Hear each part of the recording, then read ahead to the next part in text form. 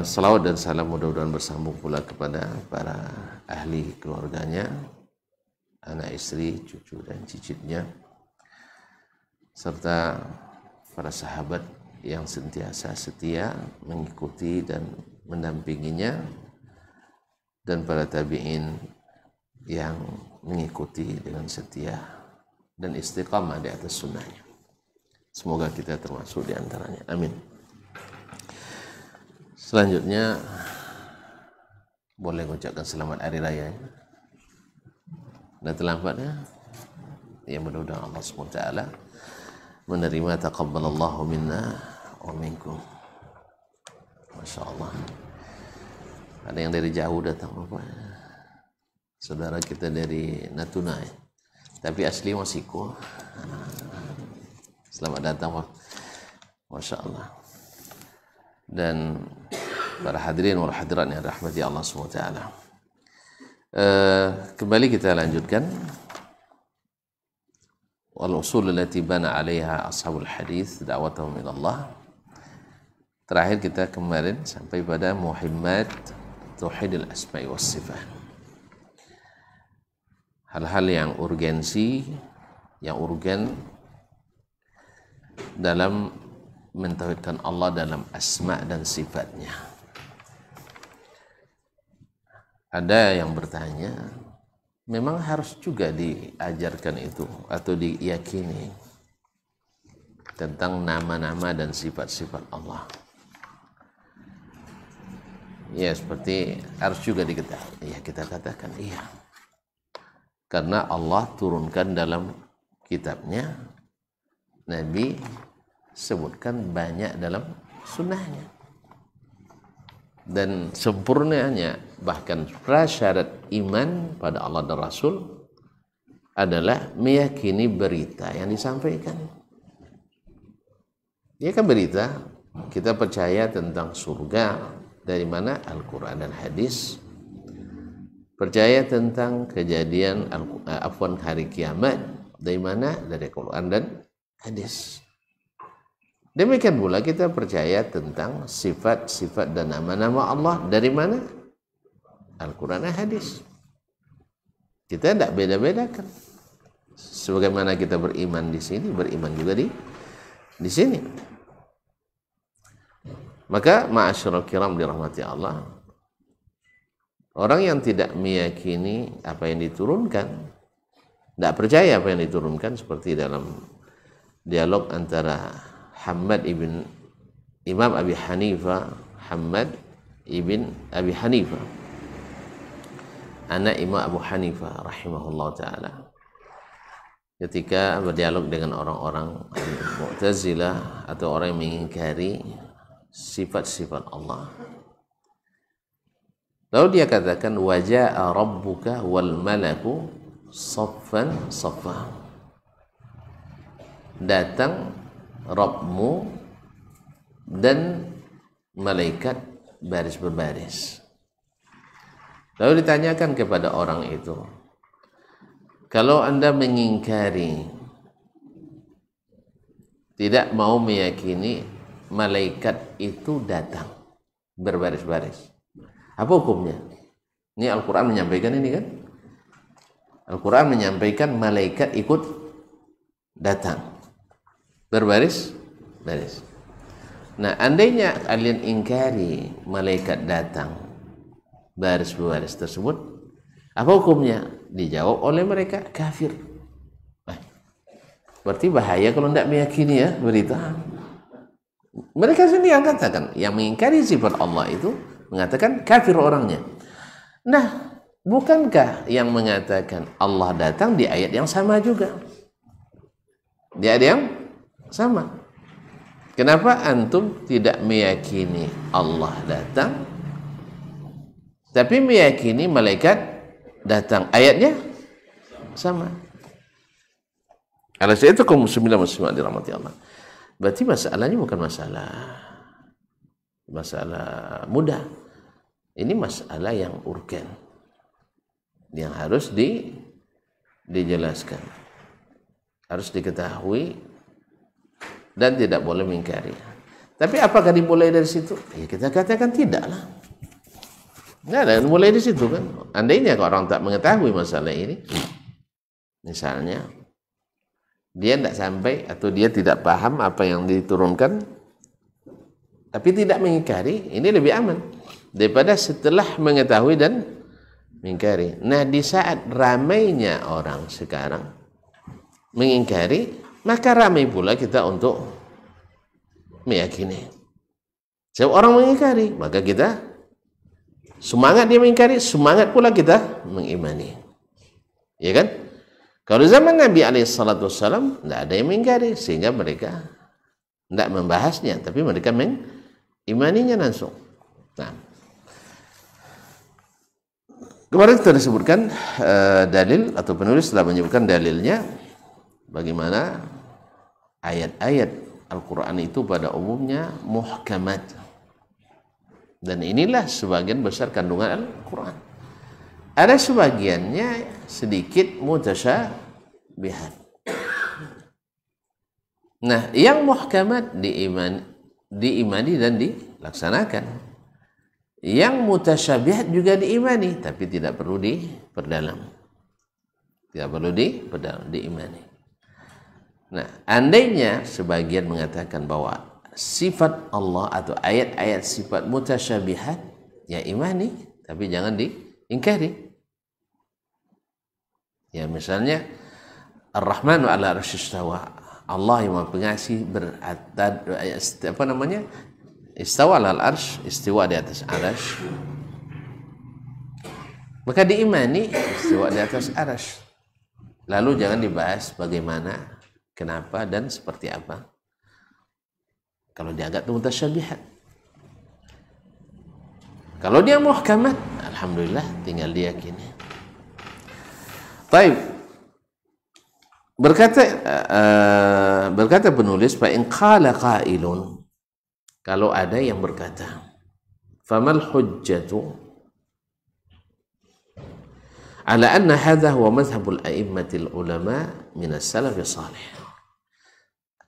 Ada enggak alasan hujjahnya bahwa inilah mazhab para imam as-salaf as-salih dari kalangan ulama? Kalau orang awam mungkin tidak diikuti ulamanya, imam, yaitu mereka, karena kesimpulannya beliau menyebutkan zalika lana lam yakun min mazhabihim abadan al-khawdu fil mutasyabih. Tidaklah masuk dalam mazhab as-salaf mereka mendalami ayat-ayat mutasyabihat. Atau ta'arrud bisyakkin atau bitamthil, atau meragukannya. Tak sedikit pun mereka meragukan dan tidak pula menyamakan. Wa innamal huwal iman wa innama huwal imanu wat tasdiqu wal imrar. Tapi hanya yang berlaku di zaman itu adalah mengimani, membenarkan dan mengiyakan. Al-imrar yaitu mengiyakan seperti makna zahirnya. Oh, tidak dinamakan imrar. Nah, adakah alasannya, bukti, data yang menunjukkan inilah mazhab as-salaf dalam masalah al-asma' was sifat? Qila lahu, dikatakan kepadanya atau dijawab pertanyaan itu dengan wa kaifa li a'immatil ulama wa mutaqaddimihim ay yukhalifu dinan nabi sallallahu alaihi wasallam wa sahabatihi alladzina danullaha bihi. Bagaimana mungkin para imam ulama, ya, imamnya para ulama kan ramai, di antara mereka ada yang a'immah. Ulama kan ramai, tapi tidak semuanya jadi imam. Bagaimana boleh para imamnya ulama dan orang-orang dahulu ayyukhalifu dinan Nabi SAW, berbeda dengan agama Nabi SAW dan agama para sahabat, yang mana mereka beragama kepada Allah dengan agama itu, dengan keyakinan itu.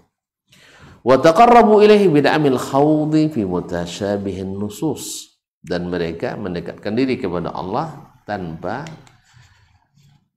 mendalami nas-nas yang bersifat mutasyabihat. Mutasyabihat itu adalah yang kita tidak tahu hakikatnya, nggak tahu hakikatnya seperti apa.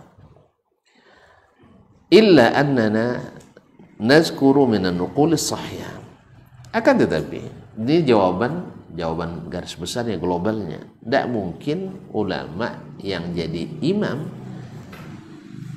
ya sekelas Imam Malik, Asy-Syafi'i, Abu Hanifah, Ahmad, Sufyan bin Uyainah, Sufyan Ats-Tsauri, Waqi' bin Al-Jarrah, Abdurrahman bin Mahdi, dan lain-lainnya, sekelas mereka, tidak mungkin akan tampil berbeda dengan agama Nabi SAW, dan tidak pula akan berbeda dengan agama sahabat. Nah, dari mana kita mengenal Nabi dan sahabat? Seperti apa keyakinannya? Nah, kalau nak tahu keyakinan seseorang, dari mana kita ketahui?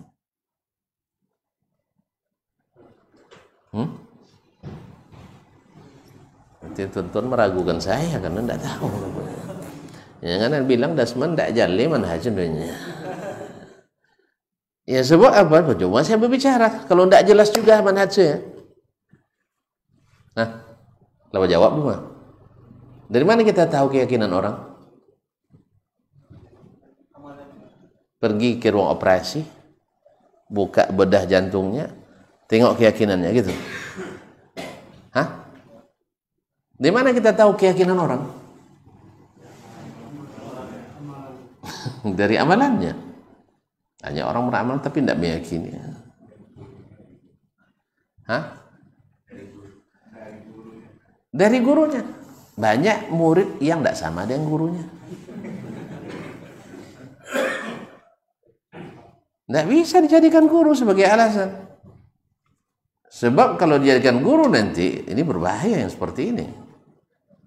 Imam Al-Hasan Al-Basri di antara muridnya yang cerdas dan terkenal adalah Wasil bin Atha. Tahu tentang Wasil bin Atha? Bukan Mu'tazilah aja, pencetus Mu'tazilah. Tuh? Imamnya Mu'tazilah. Tuh berani antum katakan karena gurunya Imam Hasan Basri pasti betul. Karena gurunya Dasman mesti betul gitu. Tidak. Ini bahayanya. Nanti kalau ngaji di azam betul mazhabnya manhajnya. Tapi kalau tidak ngaji di azam salah manhajnya. Ini keliru. Patokan-patokan ini keliru besar.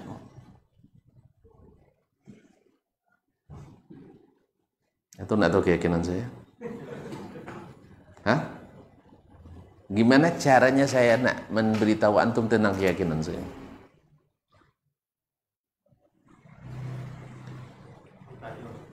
Kalau nak tanya isi hati, dari mana tahu isi hati orang? Atau tidak pernah cinta? Mengungkapkan cinta tidak pernah.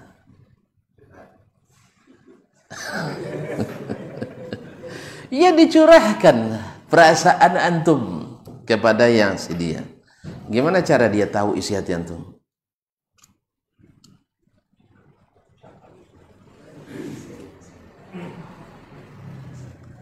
Hah?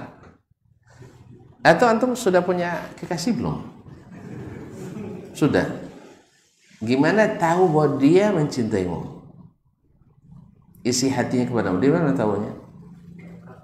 Alhamdulillah. Ungkapannya. Dari perkataannya. Dari perkataannya. Dan juga bahasa itu ada bahasa verbal, ada bahasa non-verbal. Ada bahasa yang diungkapkan dengan kata-kata. Misalnya, aku cinta kepadamu. Iya kan? Kalau orangnya jujur, antum langsung percaya. Tapi kalau udah banyak sekali baca acak di sana cintanya, antum tidak yakin lagi. Ini kisah tentang yang jujur ini. Atau dia tidak pernah mengungkapkan cinta, tapi di saat saat dia pulang selalu bawa hadiah. Berlakunya. Di saat antum sakit, dia lebih terasa sakit. Kenapa? Karena cinta tadi. Ya Ustaz ya. Pokoknya asal antum tidak pulang sehari gelisah. Berarti cinta. Tapi kalau istri tidak pernah nelpon, udah 5 hari pergi tidak ada dia nelpon. Gimana kira-kira? Hah? Tidak ada teman. Istrinya curhat sama istri anak. Dia bilang kalau Abu Abdurrahman pulang berapa kali nelponnya selama di kampung. Kan kita pulang ditinggal istri sana kan. Kata Umi Abdurrahman minimal 2 kali sehari katanya. Minimal 2 kali sehari. Itu tandanya aku sedang jatuh cinta. Tentu lambat dikatakan. Itu tandanya aku sedang jatuh cinta. Tiap hari nelpon dari luar negeri. Waktu itu 1 menit hanya 18 rial. Tahu 18 rial? Kali 4.000. Hitung cepat. Hah? 72.000 ya? 1 menit. Sekarang berapa semenit? Kalau bukan karena cinta berani atau telepon? Buang-buang 70.000 itu 1 menit. Nah, dia bilang Abdurrahman 2 kali nelpon sehari. Bangun tidur, ku ingat kamu. Mau tidur, ingat kamu. Mau makan, ingat kamu. Nah, itu tandanya dia tidak suka bahasa romantis. Banyak ulama pakai bahasa romantis akhir. Masa antum kena rekes pula saya nanti lagi. Jadi ma'asyiral kiram dirahmati Allah. Jadi dari mana tahu apa yang diyakini oleh Nabi? Dari bahasanya, dari ungkapan-ungkapannya. Dia yang menyebutkan, misalnya dalam doanya, Allahumma inni a'udzubika min adzabi jahannam wa a'udzubika min adzabil qabri. Artinya apa? Nabi yakin ada azab jahannam. Sah? Dan Nabi yakin ada azab kubur. Ini ungkapannya. Kemudian ketika dia mengatakan Allahumma fashhad, ya Allah saksikan. Ini bahasa apa ini? Bahasa tubuhnya. Ya tak? Berarti nunjuknya kemana? Ke atas. Ya Allah. Berarti keyakinan Nabi Allah di atas. Sama juga dengan sebagian orang yang berteori Allah tidak mungkin di atas. Tapi ketika dia mengatakan La ilaha illallah, katanya ke atas juga telunjuknya. Iya kan? Salah. Gigit sampai lokal. Jadi jelas ya. Jadi dari ungkapannya, baik ungkapan fisik maupun non fisik, dari bahasa verbal maupun non verbal. Jelas. Lalu para ulama mengumpulkan semua yang datang dari Nabi Sallallahu Alaihi Wasallam berupa perkataannya, jelas. Kemudian perbuatannya, kemudian persetujuannya. Maka mereka dapatkan Nabi Sallallahu Alaihi Wasallam sering mengatakan irham man fil ardi yarhamkum man fis sama. Sayanglah kepada yang di bumi, niscaya yang di langit sayang kepadamu. Siapa yang dimaksud yang di langit? Ya Allah. Berarti Allah di langit. Ini tidak menerima ta'wil, karena dalam ilmu nahu, apa nih nahunya Pak dia? Nah, ilmu nahu yang nama isim mausul itu tidak ditakwilkan, menunjukkan zat, tidak menunjukkan sifat.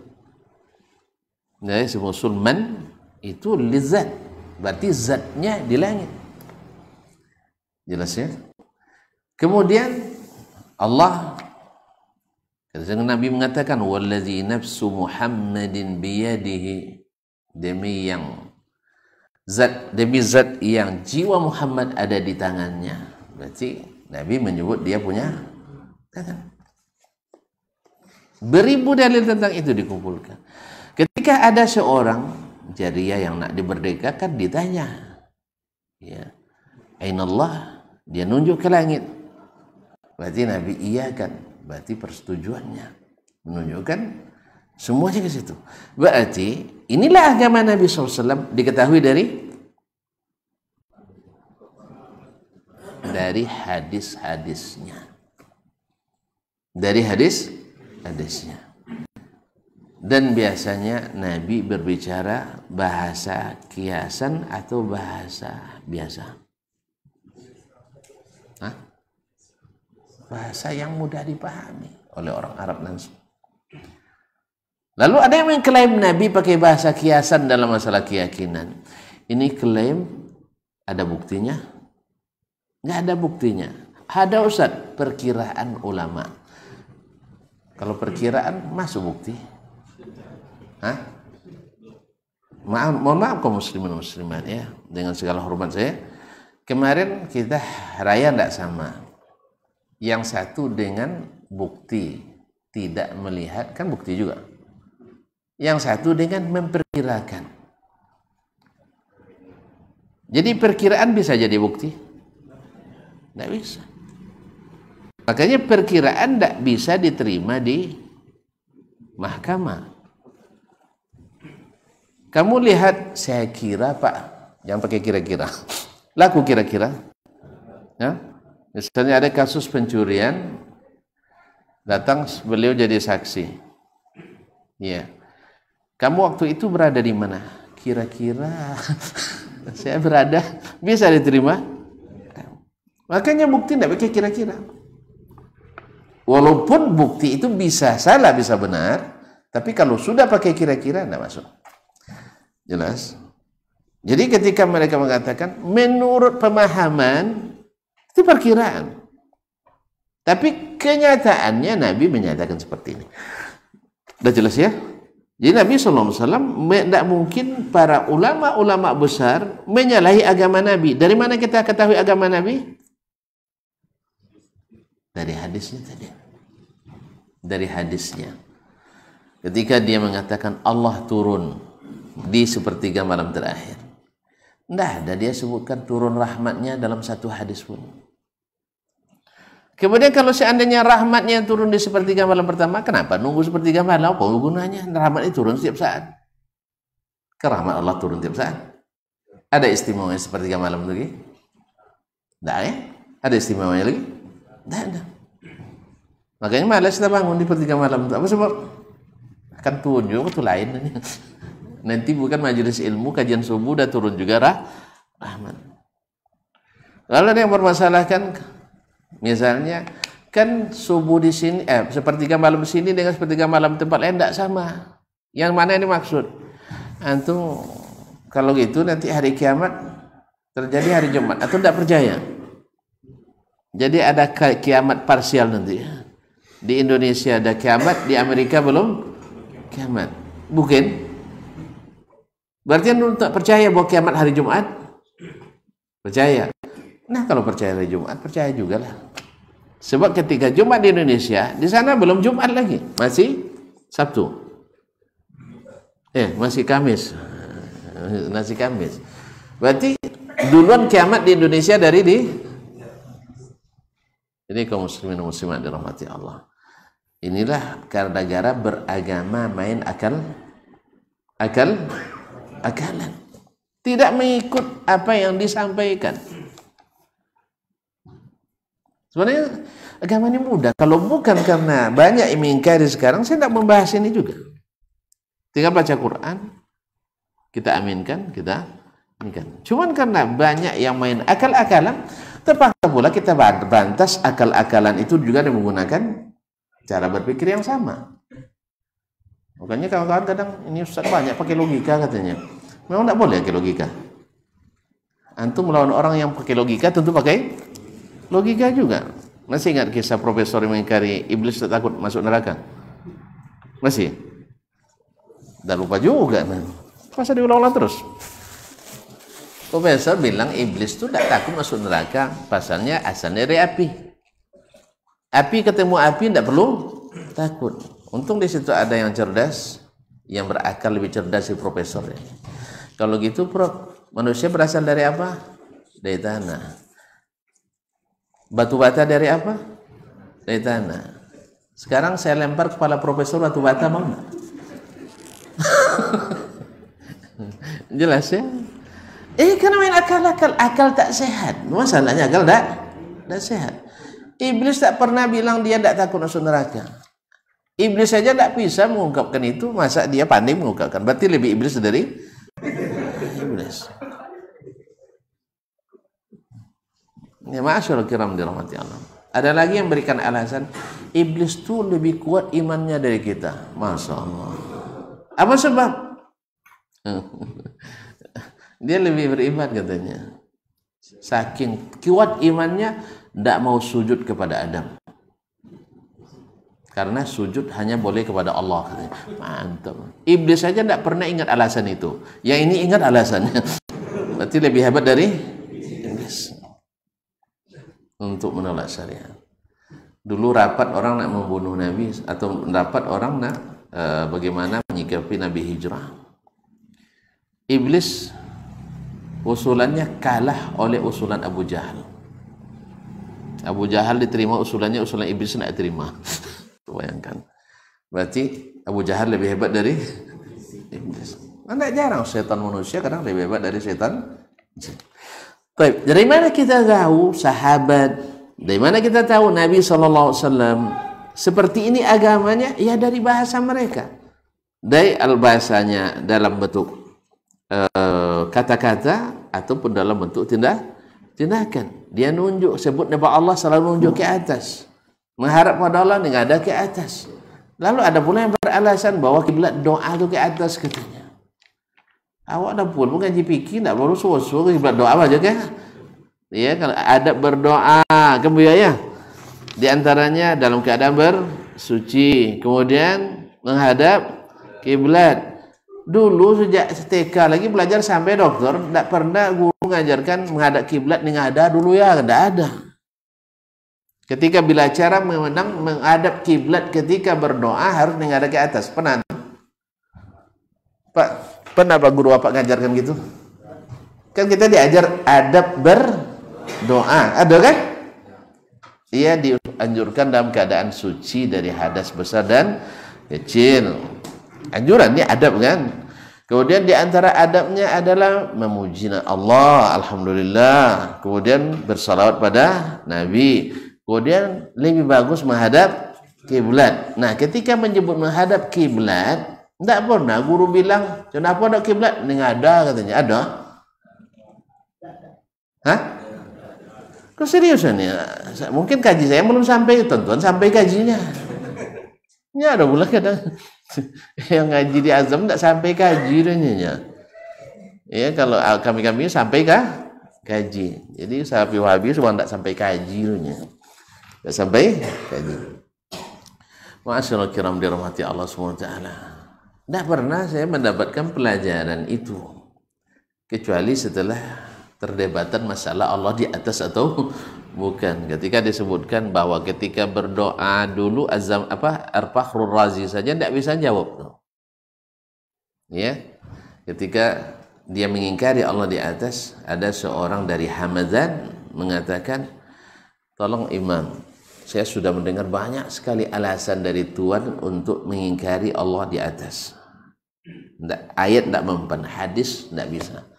Sekarang tolong jawab, ketika kita berdoa, kenapa hati ini selalu menengadah ke atas?" Imam Ar-Razi nak bilang tak bisa dia menyebut bahwa kiblat doa di langit. Baru yang sekarang nih. Sekarang nih hasil musyawarah barangkali itu. Nanti kita samakan persepsinya bahwa kiblat doa di atas.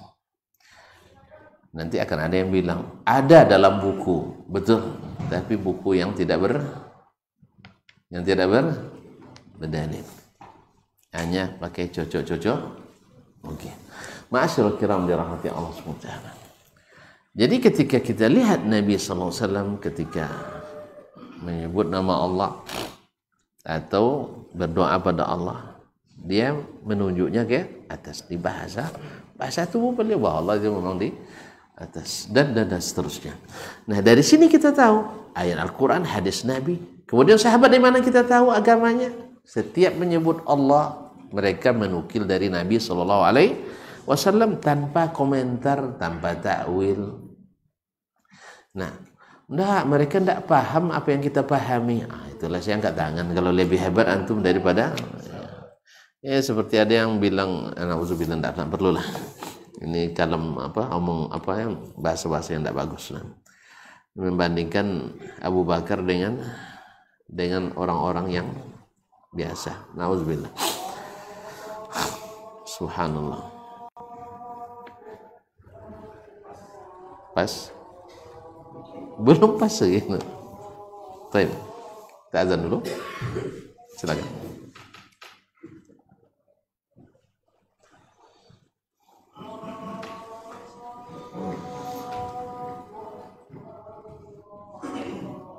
Allahu Akbar, Allahu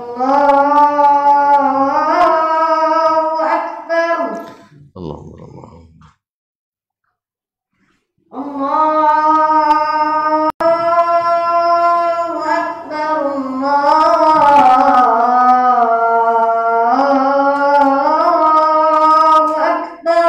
Allahu. Asyhadu an la ilaha illallah.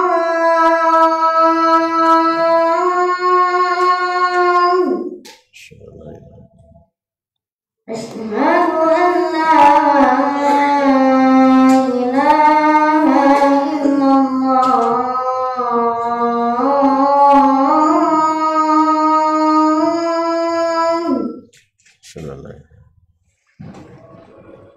Asyhadu anna Muhammadan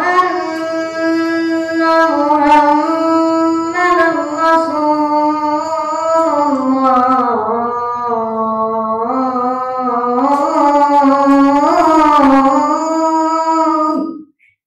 Asyhadu anna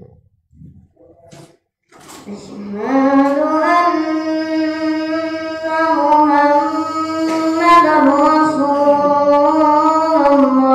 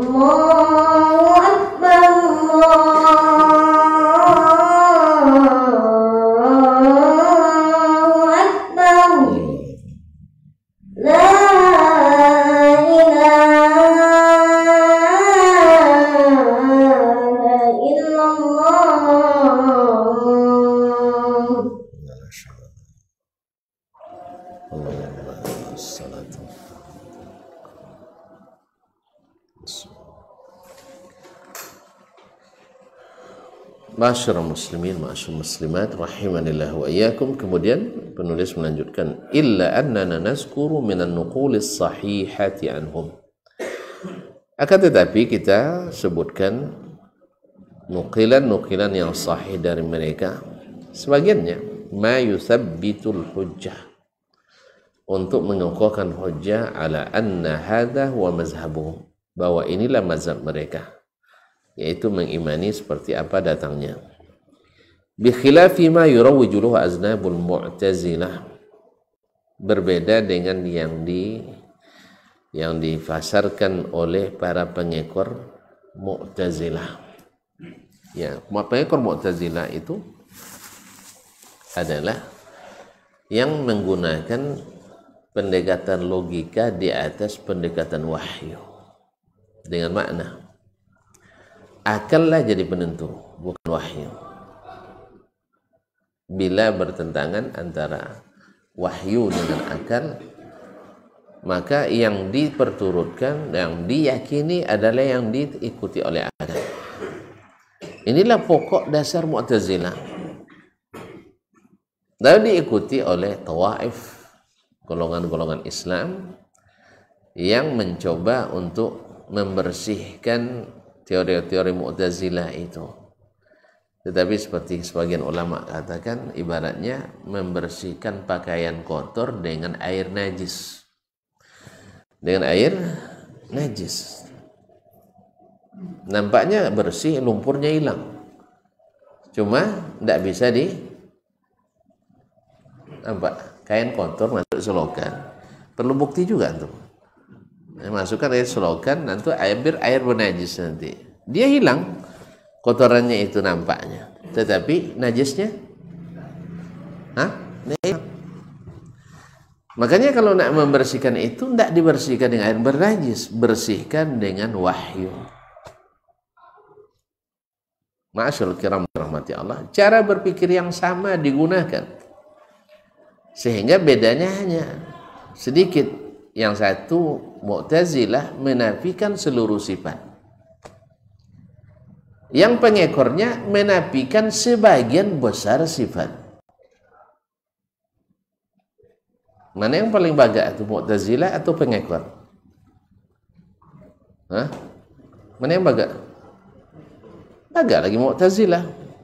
Mu'tazilah lebih terus terang dia. Berterus terang, kami tidak mengakui sifat.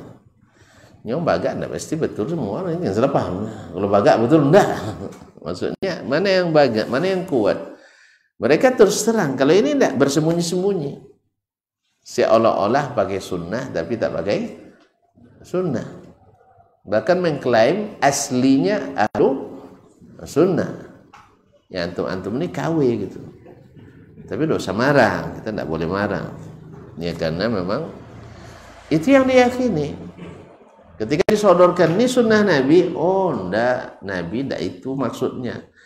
Apa maksudnya? Ini dari mana dalilnya bahwa itu yang dimaksud Nabi? Ini 2000 hadis tentang masalah ini misalnya. Di mana? Coba bukan hadis Nabi menjelaskan bukan itu yang dimaksud.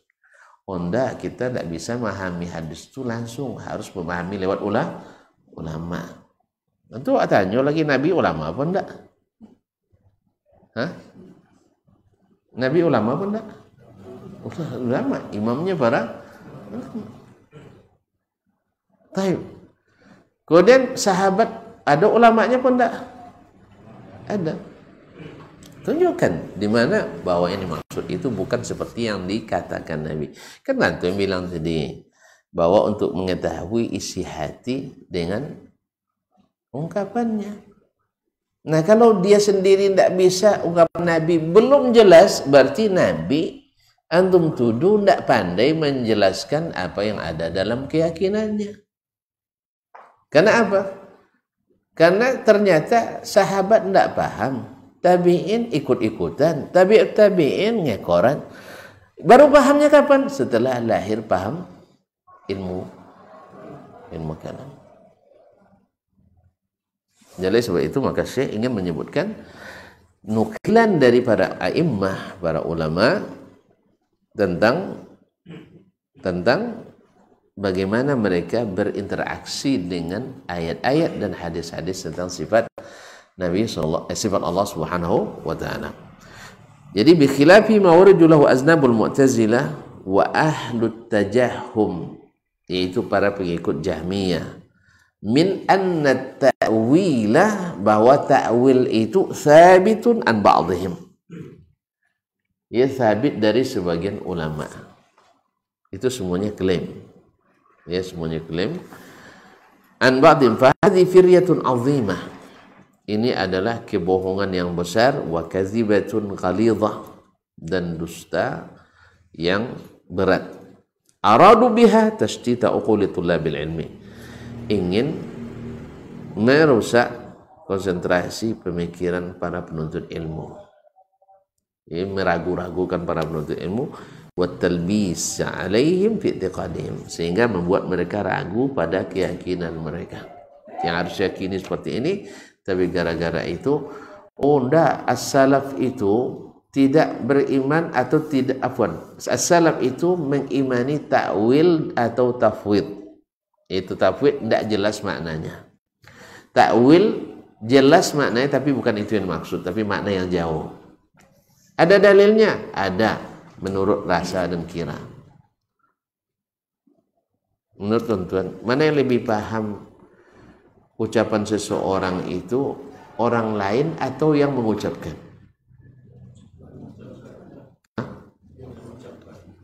Yang mengucapkan lebih paham daripada yang mendengar. Sekarang yang mengucapkan itu siapa? Rasulullah SAW. Nah, momen yang ribuan kali itu, tidak satu pun dia menafsirkan seperti yang ditafsirkan oleh ahli ta'wil itu. Berarti mana yang lebih paham, ulama ta'wil atau Nabi sendiri? Ya, itu kan ulama katanya, itu yang tidak menakwilkan tidak ulama. Jadi kalau tidak masuk ahli ta'wil tidak ulama, tidak ahli tafwid tidak ulama. Kalau baru dikatakan ulama bila pandai menakwilkan atau mengatakan maknanya tidak jelas. Masa makna tidak jelas dikatakan ulama, macam mana pula? Tidak jolir. Tidak jelas dikatakan ulama. Kalau jelas dikatakan ada ulama. Terbalik kaum muslimin wa muslimat dirahmati Allah. An-naqlu an ahli ilmi bi tathbiti ma dzakarna. Nukilan dari ulama untuk mengokohkan apa yang sudah kita sebutkan, bahwa para nabi dan para sahabat mengimani ayat-ayat sifat seperti yang disebutkan oleh Allah SWT, tanpa ditakwilkan, tanpa ditamsilkan, tanpa ditashbihkan, dan tidak pula dita'til atau dikosongkan dari makna. Karena kalau tafwid itu kan kosong makna, artinya tidak ada yang diyakini. Yang diyakini apa saja? Huruf-huruf yang ada dalam Al-Quran, hadis, itu diyakini. Maknanya kita nggak tahu. Apa gunanya diturunkan? Pada Al-Quran disebut dengan tibyanan wa bayyinatin bilisanin arabiyyin mubin. Semuanya menjelaskan. Tiba-tiba maknanya tidak jelas. Dalam masalah yang tidak bisa ijtihad di dalamnya, yaitu masalah keyakinan. Harus juga kita payah-payah mencari maknanya. Rupanya tidak ada makna. Berarti kalau tidak ada maknanya, tidak ada yang diyakini kecuali hurufnya. Masyaallah kiram dirahmati. Ini adalah suatu jenayah besar terhadap ayat Al-Quran dan hadis-hadis Nabi SAW. Qala Al-Auza'i, berkata Imam Al-Auza'i rahimahullah. Kenal Al-Auza'i? Enggak. Bilang aja enggak, biar cepat kita. Nah, Al-Auza'i rahimahullah, Abu Amrin Abdurrahman Ibn Amr Al-Auza'i Ad-Dimashqi, imamnya ahli Syam pada masanya, wafat 170 Hijriah. Beliau itu di masa itu ada 4 imam mufti di dunia Islam. Yang paling terkenal Malik di Hijaz. Malik di Hijaz, Imam Malik. Tak kenal juga Imam Malik, Imam mazhab Maliki. Yang kedua Sufyan Ats-Tsauri di Irak. Orang Irak, apapun masalah agama, penyelesaiannya biasanya pada Imam Ats-Tsauri, wafat 161. Yang ketiga adalah Al-Auza'i, imamnya ahli Syam, Syam itu 4 negara sekarang. Lebanon, Palestina, Syria, dan Jordan. Yang keempat adalah Al-Laits ibn Sa'ad Al-Fahmi Al-Misri. Itu imamnya ahli Mesir. Kalau ulama seperti Az-Zahabi menyebut walaysa huwa biduni Malik fil fiqh. Dia tidak kurang dari Imam Malik fikihnya. Walakin ahla Masr dayya'u, tapi orang Mesir menyia-nyiakannya, tidak menghidupkan fikihnya. Allah musta'an. Mungkin sering main di pantai Sungai Nil. Musta'an. Kaum muslimin dan muslimat dirahmati. Nah, Imam Az-Zahabi sudah jelas sekarang posisinya. Ketahui kita nilainya ya. Nah, ini kayaknya harus disebutkan. Semua orang bilang ini bukan ulama kere-kere, ini bukan. Ini ulama besar.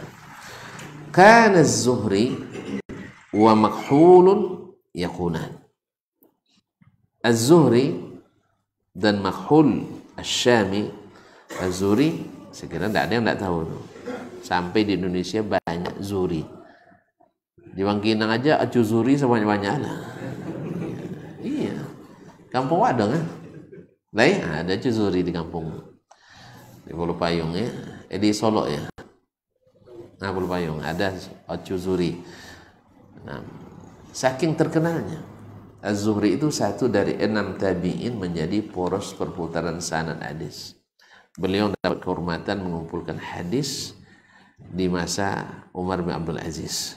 Sebagaimana Zaid bin Thabit dapat kehormatan mengumpulkan Al-Quranul Karim, maka beliau dapat kehormatan mengumpulkan hadis-hadis Nabi SAW.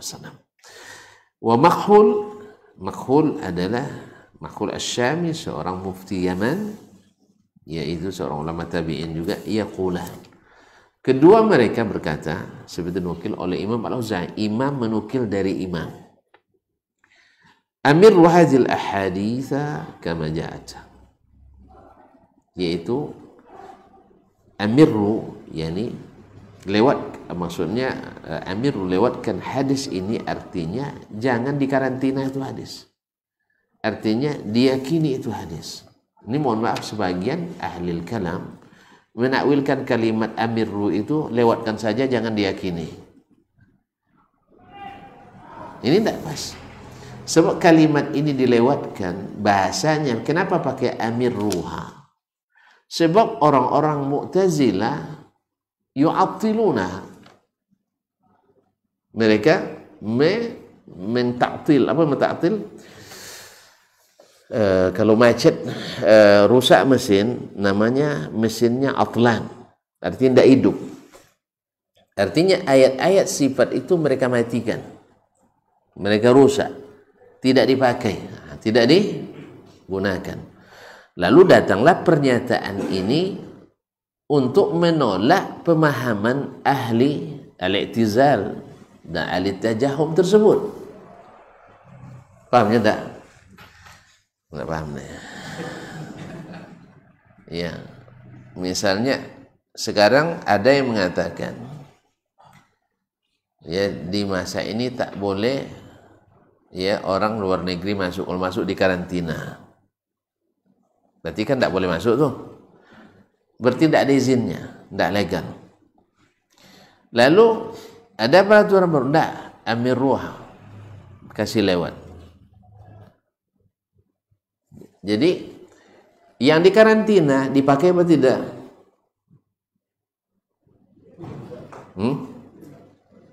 Mesin yang rusak dipakai apa tidak? Nah, lebih sonang mesin nampak. Jadi mesin yang atlan itu artinya tidak bergerak atau tidak hidup. Nah, jadi mereka mematikan hadis-hadis tentang sifat-sifat Allah. Nah, sebab ketika Mu'tazilah datang, dan beliau murid siapa tadi? Yang mengatakan tengok gurunya. Nah, guru tidak bisa jadi patokan utama, akhi. Sebab tidak sedikit guru tidak sama dengan murid. Muridnya Masya Allah kasar luar biasa, gurunya halus luar biasa. Ini tidak bisa sama. Nah, Imam Malik di antara guru muridnya Imam Syafi'i. Imam Syafi'i sama aja Imam Malik semuanya. Imam Ahmad berguru pada Syafi'i, sama pendapat semuanya. Nah, maka kita patokan bukan guru. Jelas? Asal dapat guru sama Imam Syafi'i langsung masuk surga semua. Enggak. Jelas? Enggak. Jadi kaum muslimin muslimat. Jadi Wasil bin Atha sudah memarkir ayat-ayat atau hadis-hadis tentang sifat itu. Yu'attilun, maka datanglah pernyataan ulama ini supaya hadis-hadis itu dijalankan. Maka kalimat amirruha bukan maknanya lewatkan tapi jangan dipakai, bukan itu. Ini penafsiran, penipuan menafsirkan ini kaum muslimin. Ya supaya seolah-olah as-salaf tidak meyakini ayat-ayat sifat atau hadis-hadis sifat. Ini manipulasi tafsir. Dan itu dilakukan orang-orang besar. Tapi pengikut Mu'tazilah. Kenapa dikatakan pengekor? Karena teori yang digunakan sama. Walaupun mazhabnya tidak sama. Teori pendekatannya sama. Mu'tazilah menolak ayat dan hadis dengan logika. Ini menolak ayat dan hadis dengan logika. Kalau Mu'tazilah berani, tidak pakai. Jelas? Kalau ini tidak. Kalau ini tidak berani mengatakan itu. Kami tidak Mu'tazilah, tapi ikut Mu'tazilah. Kami bukan Mu'tazilah, bukan Jahmiyah, tapi cara pikirnya sama dengan Mu'tazilah dan Jahmiyah, yang ujung-ujungnya tidak menimrar hadis-hadis. Kenapa sebut hadis di sini? Karena memang ahlul kalam, kalau betul dia ahlul kalam, ya betul ahlul kalam, yang ahlul kalam murni, bukan seperti Imam Al-Baihaqi, An-Nawawi, yang mereka bukan murni ahlul kalam. Mereka orang yang terpengaruh oleh ahlul kalam seperti, dan juga Ibnu Hajar rahimahullah. Mereka ini masih memakai hadis. Maka tidak bisa digolongkan mereka mutakallimin murni, tidak. Tapi terpengaruh oleh cara pikir al-mutakallimin. Nah, terpengaruh oleh itu. Nah, aslinya ahlul kalam itu tidak menerima hadis-hadis ahad. Tidak menerima hadis ahad dalam masalah akidah. Kemudian bila hadisnya mutawatir langsung diterima? Tidak juga. Ayat pun yang mutawatir juga tidak diterima langsung. Baru diterima kapan? Bila sesuai dengan akal. Jadi akal lebih berkuasa. Itu aja bedanya. Lalu dituduhnya kita tidak menggunakan akal. Kalau tidak menggunakan akal, tidak mukallaf kita harus ya. Tidak sah solat kita dah. Tak sah puasa, tak sah haji, nikah pun tak boleh. Itu tak boleh nikahkan. Apa pasal? Tak ada akalnya. Kaum muslimin kita menggunakan akal, alhamdulillah. Boleh je berlombornya, boleh kita berlombanya. Ya, menggunakan akal itu tidak. Cuman kita tahu bahwa posisi akal adalah sebagai alat, bukan sebagai penentu. Ibarat hakim nih, palu itu alat. Ya, jangan diserahkan ke palu pula nanti untuk memutuskan hukuman. Bisa palu memutuskan? Tidak, tapi palu digunakan untuk mengumumkan keputusan. Ini tidak, palu dijadikannya. Sehingga anak kecil pakai pegang nanti itu juga dah putus hukum. Enggak. Jadi akal itu alat, bukanlah sebagai penentu. Oleh itu kaum muslimin dan muslimat dirahmati Allah. Jadi kalimat ini nanti akan kita dengar. Siapa yang belajar dalam akidah nanti akan dia dengar para ahli dan pakar ahli kalam mentakwilkan lagi perkataan ulama ini. Gimana tidak? Al-Quran hadis dia takwil, apalagi perkataan ulama. Memang takwil memang payah. Tuan-tuan ya. Hantu kulelek tahu? Hantu kulelek tahu? Pergilah. Pernah dengan hantu kan? Pulau-pulau banyak hantu katanya. Tidak ada ya. Kalau cerita orang nenek-nenek dulu kat hantu kulelek itu, sebentar dia di sini, sebentar di sini, sebentar di sini. Jadi nak lari antum tidak bisa lari, nak kejar tidak dapat. Paham ya? Itu namanya hantu kulelek. Nah. Allah musta'an. Jadi semua ditakwilkan. Sampai perkataan ulama pun juga ditakwilkan. Al-Quran dan hadis ditakwilkan, apalagi perkataan ulama. Nah. Jadi amirru hadil ahadis, lahirnya ungkapan ini karena ada yang yu'attilun, mereka yang tidak memberi lewat pada hadis dalam akidah. Jadi ini sebabnya keluar kalimat amirruha. Amirruha itu hidupkan, beri laluan. Kalau mereka lalu ditakwilkan maknanya, lopelah lalunya. jangan dipakai. Kan itu maksudnya. Bukan itu maknanya.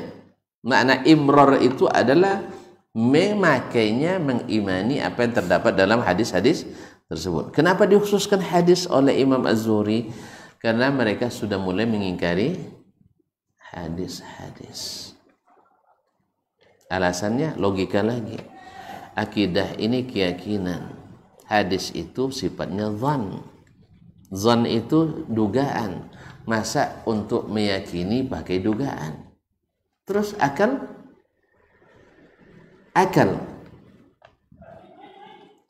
Akal keyakinan atau dugaan?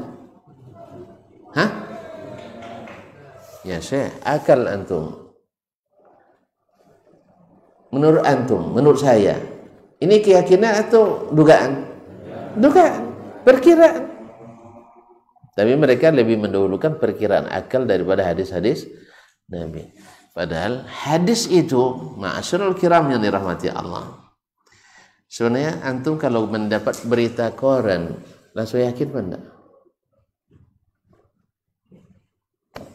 Pernah baca koran itu masalah.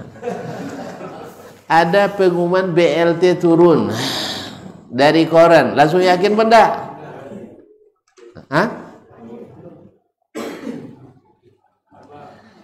Kalau tidak yakin, tidak akan koran dicari orang tiap pagi lah. Pengumuman hasil pemilu dari koran, yakin benda? Yakin. Siapa bilang tidak yakin? Kalau antum tidak yakin karena tidak pernah baca koran tuh makanya. Tidak pernah bilang yakin. Kan tidak pernah baca koran. Nah, koran saja tidak jelas perawinya, antum yakini isinya. Entah sholat tanda yang meriwayatkan tanda ya. Yakin begitu. Lalu hadis-hadis Nabi yang jelas reputasi perawinya, antum bilang ini zan tidak diyakini. Nah. Makanya Syekhul Islam Taimiyah mengatakan hadis itu atau berita itu seperti kita makan dan minum. Ada orang yang makan sedikit kenyang dia. Yang makan banyak yakin tidak dia kenyang? Saya ulang lagi. Anda makan setengah piring kenyang, antum makan 3 piring tidak kenyang. Ketika Anda bilang sudah kenyang, antum yakin tidak saya kenyang?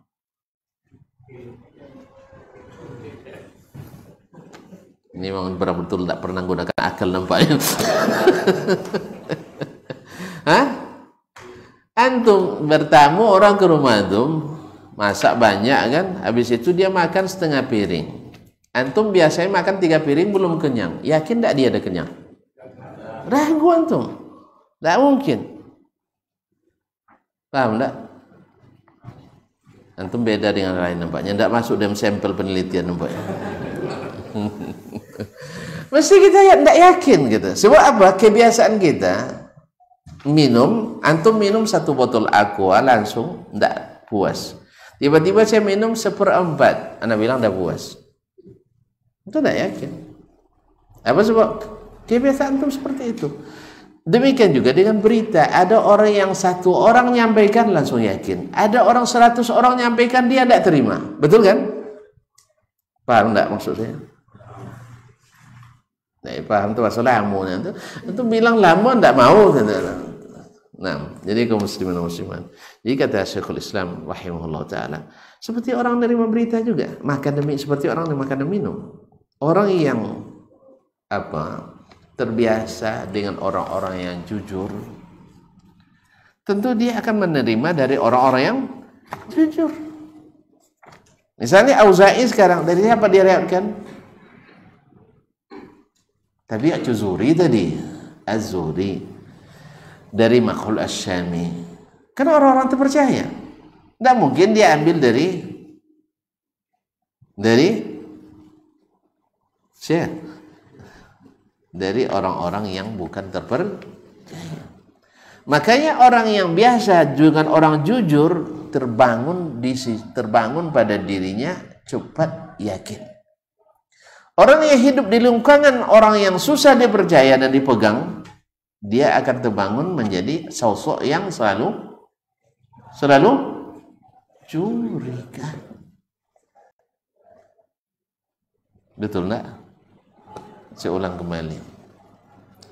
Orang yang hidup di lingkungan orang-orang jujur, orang punya kredibilitas, integritas. Ya, kalau lulus memang karena prestasi, bukan karena tes. Lulus tes tapi bukan tes. Akan berbeda nanti caranya menerima suatu masalah dengan orang yang kalau lulus biasanya harus pakai tes. Jelas? Tidak jelas. Ya, terbentuk mental kita seperti itu. Makanya orang-orang yang biasa dididik dengan keraguan, 1.000.000 dalil tidak cukup baginya. Makanya ketika nenek-nenek, masih ingat kisah nenek-nenek itu? Si tanah gadis saya lupa, apalagi nenek cepat dilupakan. Al-Fakhr Razi ketika datang ke Nisabur, tapi dalam siapal dulu ke Baghdad, disambut diiring oleh 300 lebih muridnya. Lalu nenek-nenek nanya, siapa yang kalian bawain sambut ini? Lalu orang itu bilang, nenek nggak tahu nih imam besar ini. Gimana? Dia bisa menyebutkan eksistensi Allah dengan 1000 dalil. Sang nenek dengan enteng mengatakan, laula anna fi qalbi 1000 syakkin ma yahtaju ila 1000 dalil. Kalau bukan karena dia punya 1000 keraguan, tidak perlu 1000 dalil. Kita cukup dengan qul huwallahu ahad, dah selesai. Ya Ustaz? Tapi karena dia hidup di lingkungan yang segala sesuatu diragukan, akhirnya perlu 1000 dalil. Itu pun belum yakin. Sehingga beliau menjadi penganut paham yang Mu'tazilah, akhirnya banyak keraguan. Tapi kabarnya di ujung hayatnya bertobat kembali pada as-sunnah. Semoga Allah menerima beliau dan menerima kita.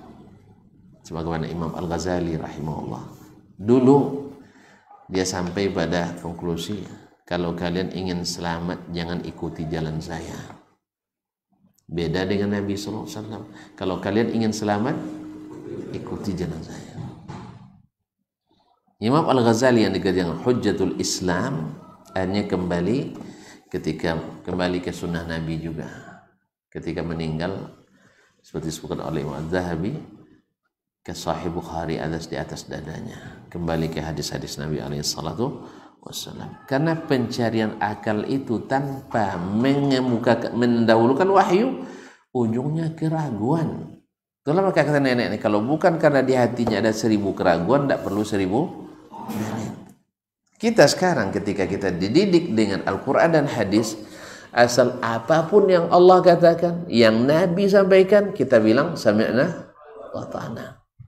Nah, cuman karena belum mampu, kita mohon kepada Allah jangan dulu. Misalnya, awak sebenarnya tahu keutamaan menikah lebih dari 1. Ya, semua kita paham loh laki-laki. Kan Ustaz ya? Semua paham. Ya kan? Paham kita semua. Cuman mohon maaf, kita belum bisa. Sebagian kita alasannya nggak tegar. menyakiti hati seorang wanita. Itu bahasa romantisnya, Ustaz. Yang satu takut. Ya takut. Nah, ini kebanyakan memang. Kebanyakan takut. Takutnya macam-macam. Takut kantor pusat tutup. Nah, itu yang paling banyak tuh. Gara-gara menyelamatkan janda orang, istri kita yang menjanda. Kan bahaya. Nanti bahaya. Kita tahu semua bab ini, makanya dikatakan bagi yang sanggup. Kalau tidak, bahwa hidatan atau ma malakat aimanukum. Nah, ini tak boleh ada. Nah, jelas awak nak pergi haji, ya kan? Ada yang tak nak haji? Ada? Tak mau haji?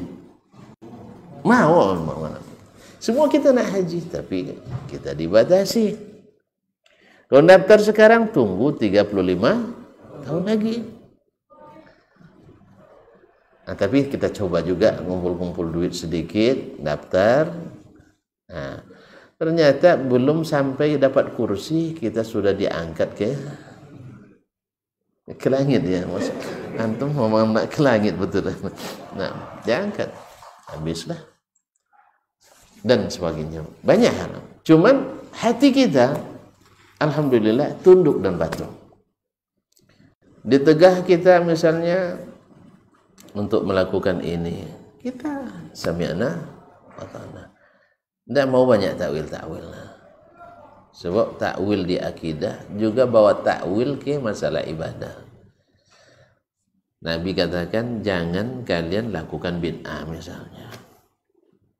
Kita katakan sami'na wa ta'na. Yang paling kita takuti dalam keyakinan, dalam beribadah adalah bid'ah. Lalu alhamdulillah, mungkin kita gara-gara takut itu sunnah pun kadang-kadang tertinggal juga. Karena takut. Jelas? Tapi kan yang sunnah yang ketinggalnya.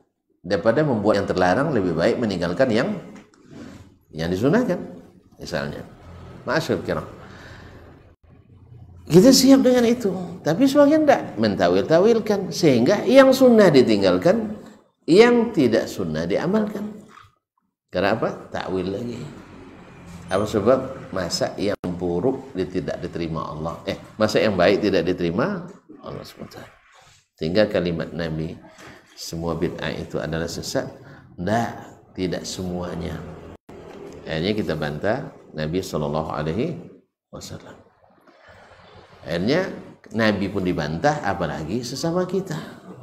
Akhirnya kita tidak lepas dari bebantah-bantah terus. Kayaknya dinikmati aja lah. Ya dinikmatilah perbantahan yang tak berkesudahan. Padahal Nabi bilang kalau kalian tidak nak berbantah, balik ke sunnah saya. Kan itu urusannya. Oh enggak, bid'ah itu juga sunnah. Bid'ah itu juga sunnah. Gimana lagi?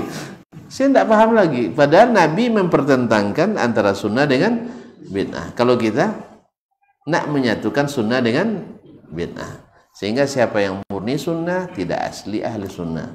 Tapi kalau yang bercampur sunnah dengan bid'ah, ini asli ahli sunnah. Jadi yang sudah modifikasi asli, tapi yang original tidak asli. Itu dah payah bonding lah. Dah payah bonding lah. Tengok saya model menantu dulu bagi ikan, suami habis mucuk, tahu mucuk, cari ikan. Nah, bilang sama suami bagi mak nanti ya katanya. Dibagi dua sama istrinya itu. Cuman yang besar-besar sebelah sini, yang kocik-kocik sebelah sini. Pilihlah mak, tapi ini untuk aku katanya. Kalau gitu tidak ada lah mati kasih yang dilokok. Tidak ada lagi. Apalagi nak bicarakan kaum muslimin dan muslimat. Nabi katakan bertentangan, awak bilang berkawan. Nabi bilang jangan, kita bilang oke. Ya gimana lagi? Ini bahaya bertemunya. Nabi bilang jangan dekati bid'ah. Lalu kita katakan Nabi saja membolehkan bid'ah. Nah, jadi kalau sudah itu payah. Alhamdulillah kita nikmati aja ya, saling memahami. Jangan main santai-santai juga. Nah, dari kaum muslimin muslimat. Jadi di luar kalimat amirru hadzal ahadits bukan tanpa sebab. Nah, bila diketahui sebabnya, tahu kita makna yang dimaksudkannya. Di saat orang sudah mulai memacetkan hadis dalam masalah akidah, lalu keluarlah fatwa ulama sekelas Az-Zuhri, Maqbul Asy-Syami tersebut, supaya hadis-hadis tentang akidah itu dijalankan, jangan dihentikan. Bukan maknanya kasih lewat tapi jangan dipakai, seperti yang ditakwilkan oleh sebagian besar ahli takwil hari ini. Wacornya betul juga, sama sebagian baca juga, fa inna kulla bid'atin telah dibaca, cuman kullu tidak maknanya setiap, tidak segala, tapi ada kullu maknanya hanya sebagian saja. Allah musta'an. Kalau saya hanya sebagian, Nabi tinggal bilang aja fa inna ba'dha. Kan ketika Allah melarang ya ayyuhallazina amanu ijtanibu katsiran minadh-dhanni inna ba'dadh-dhanni itsm. Jauhilah, kan disuruh untuk bersangka, kan dilarang untuk bersangka, karena sebagian sangkaan itu dosa. Nah, Nabi sekarang larang kita mengada-ngada. Kalau seandainya sebagiannya mengada-ngada itu tidak dhalala, tentu dia bilang fa inna ba'dha al-muhdatsati bid'ah atau ba'dha al-bid'ah dhalala. Tapi Nabi mengatakan fa inna kullah, ala kulli hal, yang namanya takwil ini tidak akan berselesai. Kapan dosanya? Kalau kita tinggalkan takwil yang tidak benar itu. Takwil yang tidak benar. Baik, jadi kalimat amirru hadzal ahadits kama ja'at artinya pakailah hadis ini seperti bagaimana datangnya. Bukan maknanya lewat jangan dipakai, bukan itu maksudnya. Seperti yang ditakwilkan oleh sebagian ahli at-ta'wil wa ta'til, pengikut atau pengikor al-Mu'tazilah di abad ini. Wa qala Sufyan ibn Uyainah, berkata Sufyan bin Uyainah, taulah imamnya ahli Hijaz wa faqihuha, wafat 198, kullu ma wasafallahu ta'ala bihi nafsahu fil Qur'an fa qira'atuhu tafsiruhu wala kaif wala mithl. Setiap sifat yang Allah sebutkan untuk dirinya di dalam Al-Quran, maka membacanya adalah tafsirnya. Artinya maknanya tidak perlu ditafsirkan lagi, dibaca ayat itu, itulah tafsirnya, dan tidak perlu tafsir lagi. Faqira'atu tafsiru. Cuman wala kaif, cuman kita tidak boleh menanyakan bagaimananya, sebab tidak ada ilmu sama kita. Wala mithl, dan tidak boleh pula ditamsilkan dengan yang lain, tidak boleh disamakan dengan yang lain. Misalnya Allah turun, jangan katakan seperti turunnya makhluk. Atau Allah istiwa, jangan bilang seperti duduknya kita.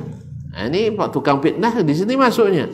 Dikiranya Tuhan itu duduk seperti kita duduk nih katanya. Ini para pendusta itu subhanallah ya. Ringan sekali lisannya berdusta, lalu di atas dusta itu dibangun fitnah. Sampai dia pulang pula, Tuhan yang mereka itu seperti Tuhan Bani Israel, Tuhan Yahudi katanya. Akhirnya terbuatlah ini dan sebagainya. Allah musta'an. Kita tidak boleh dusta. Itulah ciri khasnya Ahlussunnah. Tidak boleh berdusta dan tidak boleh menebar fitnah. Jelaskan bahwasanya Allah menjelaskan, Rasul menjelaskan. Selepas itu orang terima atau tidak, jangan menghasut, jangan memprovokasi. Jelas ya? Katakanlah sesat, tidak ada masalah. Cuman jangan katakan dusta ketika menyesatkan itu, jangan katakan dusta. Lalu ketika nak menyebut keyakinan kita itu menurutnya sesat, lalu dia tambahkan apa yang kita tidak yakini. Kita mengatakan Allah istiwa di atas arasy, bersama di atas arasy, tidak seperti makhluk manapun. Dan kita juga tidak akan mengatakan arasy lebih besar dari Allah, sehingga Allah membutuhkan arasy. Tidak sama sekali, karena ilmu itu nggak ada sama kita. Yang ada adalah seperti kata Sufyan bin Uyainah tadi, ayat mengatakan Ar-Rahmanu 'ala al-'arsy istawa. Selesai. Itulah tafsirnya, tanpa dikaifiatkan dan tanpa ditamsilkan. Ma'asyarul kiram dirahmati Allah. Nampaknya antum dari sisi apa sudah mulai kecapean nampaknya. Iya, saya pun capek juga sebenarnya. Nah, tadi macet lumayan lama tadi. Kami berangkat dari Bangkinang jam berapa tadi, Mas? Jam 3 ya. Jam 3 kurang lah. Sampai Pekanbaru hampir jam 6. Jadi tadi sempat mandi ya. Cuma terlambat juga. Nah, begitu kalau antum naik istirahat, saya pun naik istirahat juga. Ya. Cuman bedanya nanti mungkin antum langsung istirahat, saya masih banyak pekerjaan yang menunggu. Itu aja beda sedikit. Ya, awak dalam kota, luar kota yang tidur tetap juga terlambat. Allah musta'an. Baiklah kaum muslimin dan muslimat. Kita cukup sampai sini dulu ya. Jelas ya? Nah, kalau tidak jelas tambah lagi. Kesimpulannya bahwa mazhab dan manhaj as-salaf dalam ayat dan hadis-hadis sifat adalah meyakini seperti makna zahirnya, tanpa ditakwilkan, tanpa ditamsilkan, tidak disamakan, wala tashbih, dan tidak pula diserupakan, dan tidak pula dita'til, tidak pula dihentikan, dijalankan. Karena kalau tidak dijalankan macetnya, maka kita bukan orang-orang yang menta'til. Dan tidak menyamakan dan tidak mentajsim seperti dituduh orang juga. Kita alutul mujassimah, ya, seperti para pendusta itu mengatakan bahwa kita tajsim, kita katakan tidak. Ini kita katakan. Makanya saya nasihati, bicara tentang akidah orang dari pemahaman orang itu sendiri. Setelah itu baru dijelaskan. Jangan menambah-nambah. Jangan ditawil-tawil. Ini masalahnya tawil itu masalahnya ditambah-tambah, ditawil-tawil. Kita katakan Allah di atas arsy, istiwa di atas arsy, dan kita terangkan seperti seorang raja dan tidak pula duduk bersila seperti kita. Itu yang kita katakan. Dan tidak pula mesti berjisim, karena berapa banyak makhluk ya dengan sifat-sifat tapi tidak berjisim. Ini ditambah keterangan lagi. Maksudnya apa berjisim? Orang kalau tidak ada baunya, tidak ada rasanya, tidak ada bentuknya, tidak mau percaya. Kan ada seorang profesor bilang kan tadi, kalian masa percaya sama Tuhan yang tidak tahu kalian bentuknya seperti apa, baunya seperti apa, rasanya seperti apa? Ya, anak muda bilang sama dia, profesor punya akal enggak? Ya punya dong. Kalau enggak, gimana saya jadi profesor? Lalu rasanya seperti apa? Bentuknya seperti apa? Enggak tahu. Oh, berarti profesor enggak punya akal. Patutlah begini keyakinannya. Mananya kalau akal-akalan ini paling mudah sebenarnya. Akal ini paling mudah. Asal kita tetap berakal. Ya, asal kita tetap berakal. Makanya jangan seperti hilang akal. Gunakan akal pada tempatnya. Ustaz, jadi kalau bilangnya enggak harus berjisim, ya tanyakan gitu. Akal bapak apa berjisim atau tidak? Enggak. Makhluk saja ada yang tidak berjisim. Ada, eksis ada, punya sifat, punya. Ya kan? Kadang-kadang hilang akal tuh, kadang timbul kembali. Kan akal tak sekali datang, pikiran tak sekali timbul, kan ada. Sampai termasuk dalam petata petiti orang kita. Berarti akal ada. Di mana? Beda pendapat di situ. Ada bilang di kepala, ada di otak, ada yang bilang di dada, ada yang bilang di dengkul. Kalau sudah marah tuh tinggal dengkul kak. Olah hasil kaum muslimin tidak berjisim. Kenapa harus katakan bahwa kalau kita katakan di situ masih berjisim? Antum sendiri yang keliru memahami. Jangan paksa orang memahami itu, sehingga antum bikin fitnah bahwa kita ini mujassimah. Sekali lagi, dusta itu tidak baik. Dusta itu dosa besar.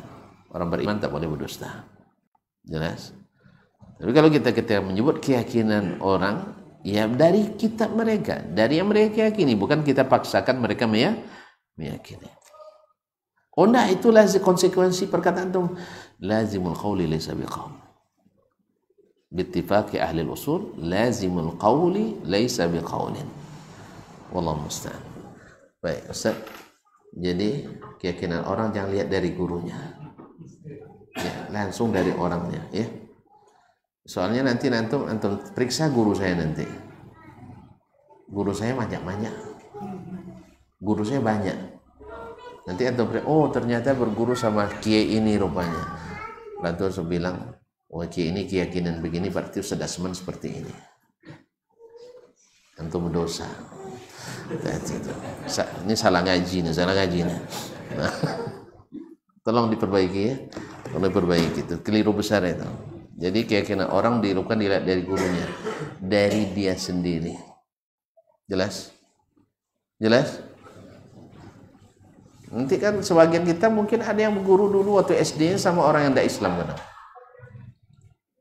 Antum dapat catatannya gurunya misalnya itu namanya kan, oh ini kafir dia, ini bahaya tuh. Jelas? Alhamdulillah. Dan juga tidak sebaliknya. Bila murid melakukan sesuatu, jangan tuduh gurunya ngajar seperti itu. Ini kan ada sebagian gara-gara dia baca buku misalnya, lalu diperbuat tindakan tidak terlarang, buku itu yang disalahkan. Bukan, dia kan bukan hanya buku itu yang dibacanya, banyak buku lain yang dibacanya. Jadi oleh sebab itu kaum muslimin muslimat dirahmati Allah, kita mengetahui orang dari ucapannya, dari perbuatannya, dari tindakannya, dari persetujuannya, bukan dari gurunya. Kalau gitu nanti kita ngaku semuanya guru saya Nabi Muhammad sallallahu alaihi wasallam. Antum bilang antum seperti Nabi nanti. Enggak. Baik, terima kasih dan mohon maaf. Wallahu taala alam, wassallallahu ala nabiyina Muhammad wasallam. Wassalamualaikum warahmatullahi wabarakatuh.